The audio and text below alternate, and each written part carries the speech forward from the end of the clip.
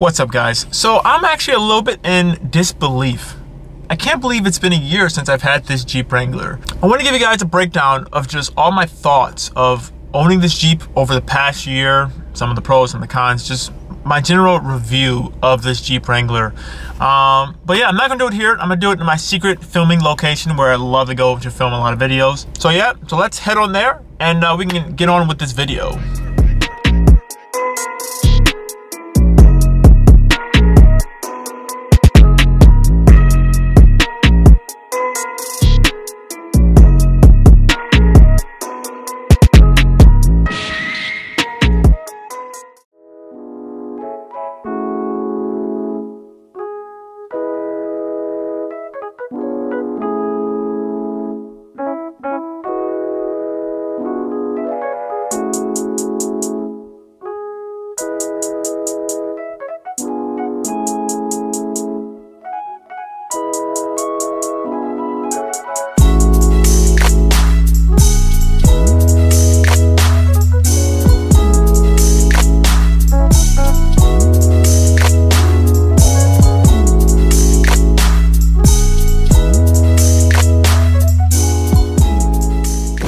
What's up, guys? Hopefully you guys can hear me. Like I was saying in the intro video, I've had this Jeep now for 1 year, and I want to give you guys what are my honest impressions, what are my honest thoughts of this 1 year review of this Jeep Wrangler. Now I do want to say, give you guys the basic specs. This is a 2010 Jeep Wrangler Unlimited JKU. This model has the 3.8 liter V6 engine, and yeah, this is pretty much the sport mode, or the sport model, I would say. That's the rear-wheel drive only, so this does not have four-wheel drive. And I know most people, whenever you tell them that, they're shocked, and then they're saying, is it really a Jeep if it doesn't have four-wheel drive? I want to give you guys what are my thoughts on that after owning this vehicle for 1 year, and really, what I think about it. Now, honestly, with that being said about that, this is the sport trim with the two-wheel drive and it does not have the four-wheel drive. After having that for this entire year, I would honestly say that it's totally worth getting the four-wheel drive. I mean, that really makes a Jeep a Jeep. If that's probably like my biggest regret, I would say, of anything with finding this Jeep, was that this is the rear-wheel drive model only. I've found myself been inside different situations where I wish I've had the four-wheel drive, if that's had to deal with, like snow or just even doing some light off-roading stuff. There's been plenty of times where I'm kind of, scared to get myself into certain situations just because I know I don't have the four-wheel drive, the four low or the four high to kind of get me out of it. Actually, I'll give you guys an example. One time we were dropping off a friend and dropping them off at their apartment building, and it was some pretty deep snow.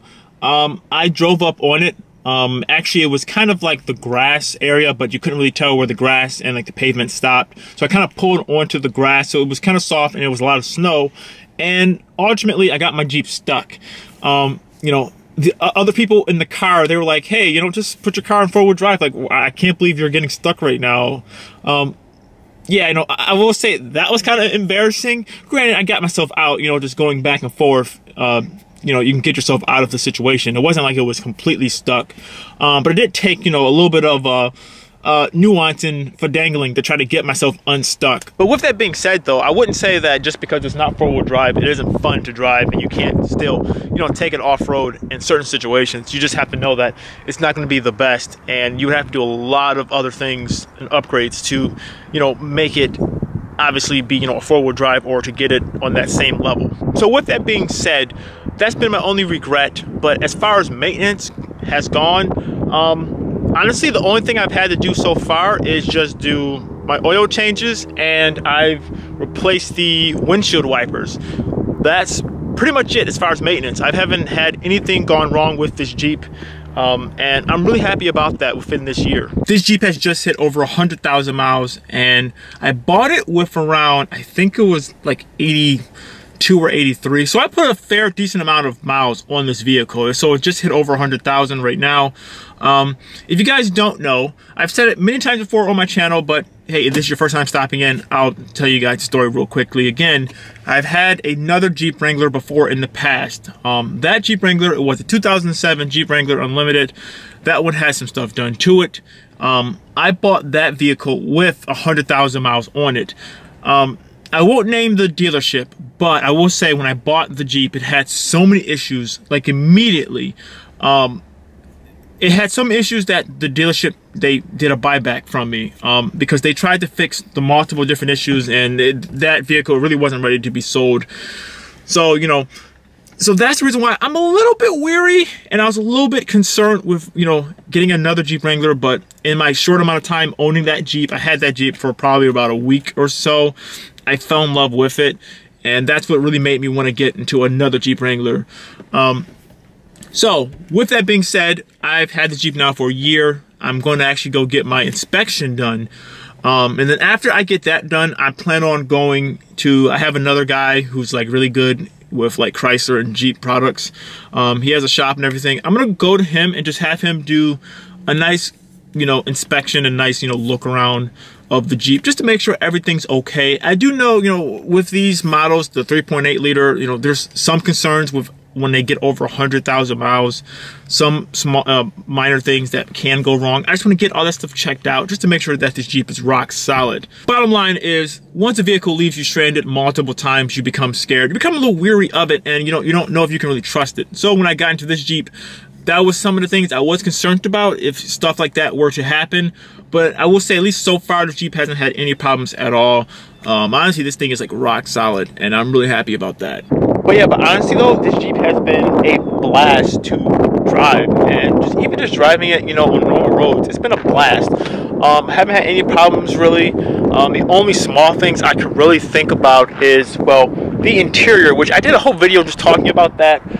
With the 2007 through 2010, they've had this older style interior.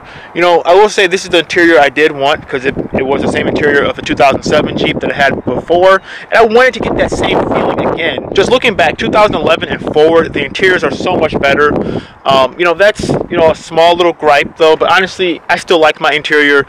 It's just that, you know, if I were to go back in time and a 2011 onward Jeep was available, probably would have got that one over this one, only because those small creature comforts, you know, over time you do start to notice small things. Like with this Jeep, the interior, there's a lot of plastic. You know, I literally just did a video just talking about that, so if you're interested in that, check out that video. But yeah, so just with that in mind, the newer interiors are just so much better that it might be worth getting that over this one. Yeah, the only like little other things I could think about that were, you know, small little things is with, you know, obviously I have the soft top, and just unzipping the zippers for the soft top windows in the back, that can be difficult, especially when it's cold, and if you haven't done it in a while, it's a pain in the butt to try to unzip them and then zip them back up. So sometimes it's just like, you know, you don't really want to take the whole thing off just because it's so hard just to unzip those zippers. But granted though, that's something that Jeep has addressed with the new JLs. Honestly, they've heard everyone's complaints and they fixed those, but that is something you do have to, you know, think about if you are going to buy the JKs and you have a soft top. Speaking of soft tops, now I did do a whole video again talking about the soft top versus hard top. What are my thoughts? I'm still happy that I have a soft top. I think the soft top is just much more functional. You can, you know, even if you don't undo the entire roof, you can undo the top right here, kind of have it like the front just folded down. And I feel like just in my time of having the Jeep in this year, like last summer I had the top off, you know, I don't know how many times. Anytime it was like really hot or it was hot enough, I took the top off. So yeah, so I really think just having a soft top really does make the difference. I do think ultimately having the hard top, it looks cooler. The Jeep looks much more uniform, much more squared off. But I think with the soft top, you actually get a chance to use the Jeep for what it's meant to be used for more, if that makes sense. And then I will also say, with that in mind, taking off the doors. I took the doors off this Jeep a lot as well. Yeah, I would take the doors off and leave them off for a couple of days. Driving to and from work, going on the highway.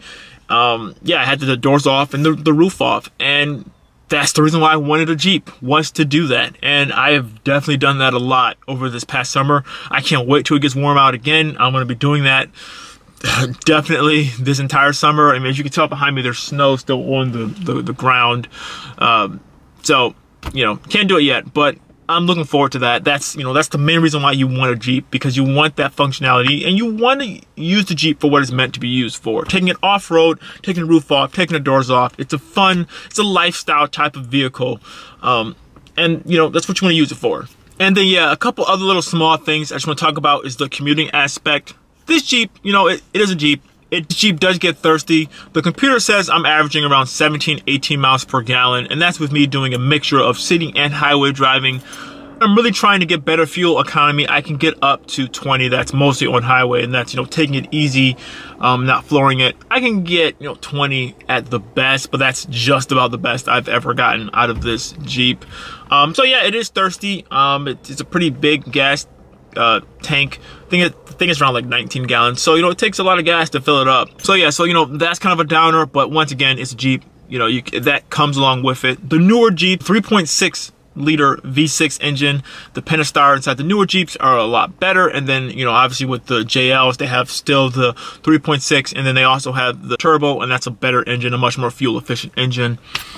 Talking about this 3.8, it gets around 205, 210 horsepower. So, you know, it does okay for, you know, my Jeep in like this stock form, not with bigger rims and, you know, heavier tires and stuff like that. But when you start adding on a whole bunch of extra stuff, you are going to start seeing that difference. It's going to feel much more sluggish.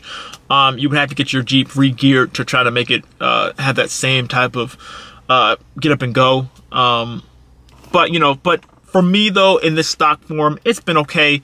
I did a video about this too, talking about, you know, just getting on the highway, accelerating, and is a Jeep, is this really that slow?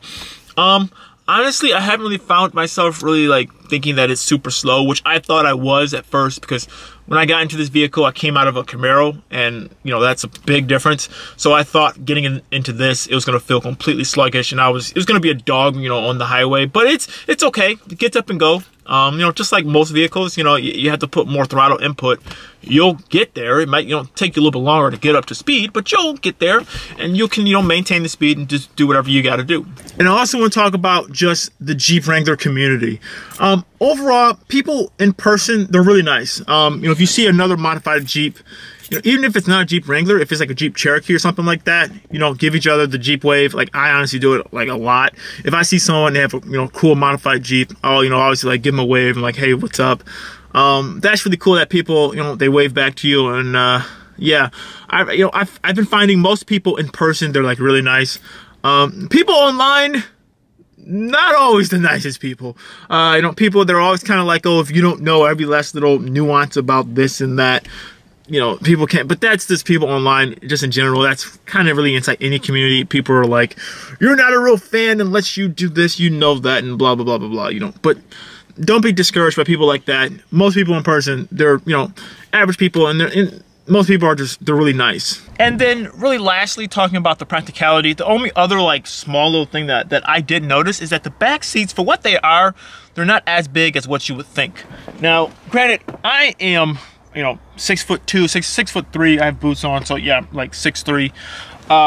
Sitting behind myself, as you can see, this might give you a better indication.